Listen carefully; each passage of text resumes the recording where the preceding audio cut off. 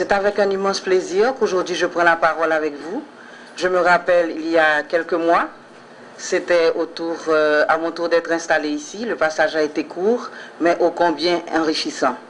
J'ai travaillé avec vous dans des conditions idéales. J'ai retrouvé au FAES un creuset de capacités avec des techniciens, avec de vrais professionnels, et je vous remercie de toute la collaboration que vous m'avez apportée.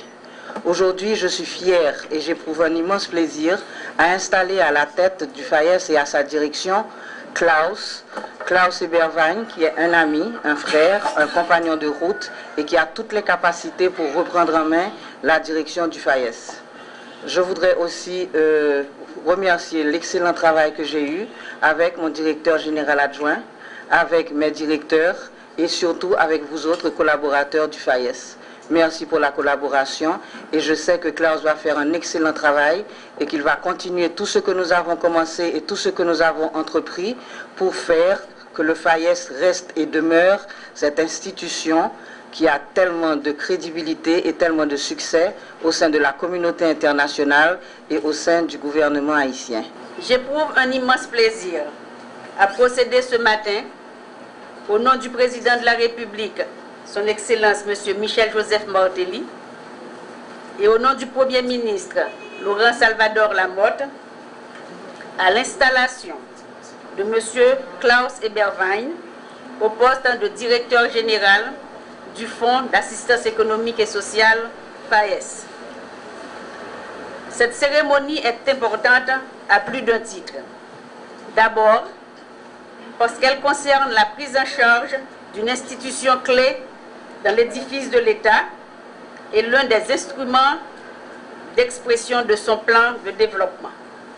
D'autre part, le FAES, comme organisme public autonome à caractère financier avec pour mission d'accompagner les communautés défavorisées dans leur développement de leurs capacités et la valorisation de leurs potentialités, constitue un des instruments utilisés par le gouvernement dans le cadre de sa lutte contre la pauvreté.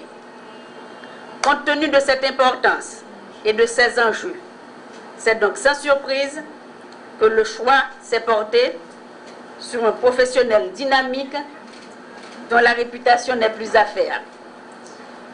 La cérémonie d'investiture de ce jour s'inscrit dans le cadre de la volonté exprimée de façon renouvelée par le gouvernement de la République de renforcer le dialogue social au sein de la société, un dialogue constructif, efficace, face aux défis multiples qui nous interpellent et aux spécificités de notre environnement économique au quotidien. Mes premiers propos sont bien sûr de remerciements à l'endroit du président de la République, son Excellence Michel-Joseph Martelly, et du Premier ministre, son Excellence Laurent Salvador Lamotte.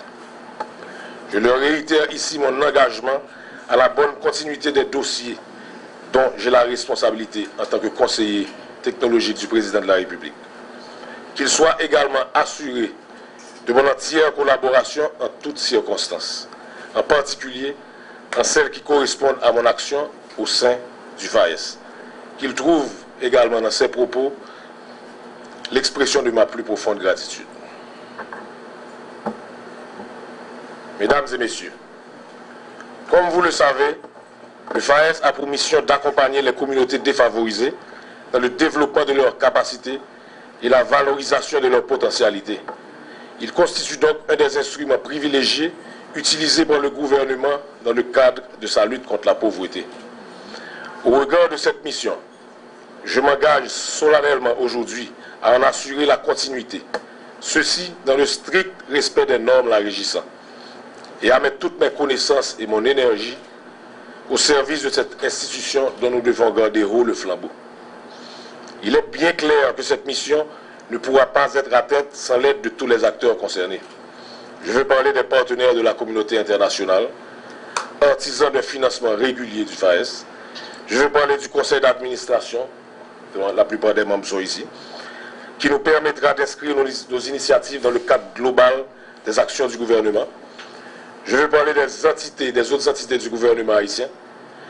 Je veux parler des membres des communautés bénéficiaires des investissements du FAES, du FAES. Et bien sûr, je vais parler des dévoués employés du FAES. À ceux-ci en particulier, je voudrais leur communiquer l'assurance que je serai un collaborateur énergiquement engagé dans la tête des résultats, à travers des objectifs clairs, atteignables, quantifiables et surtout bien planifiés.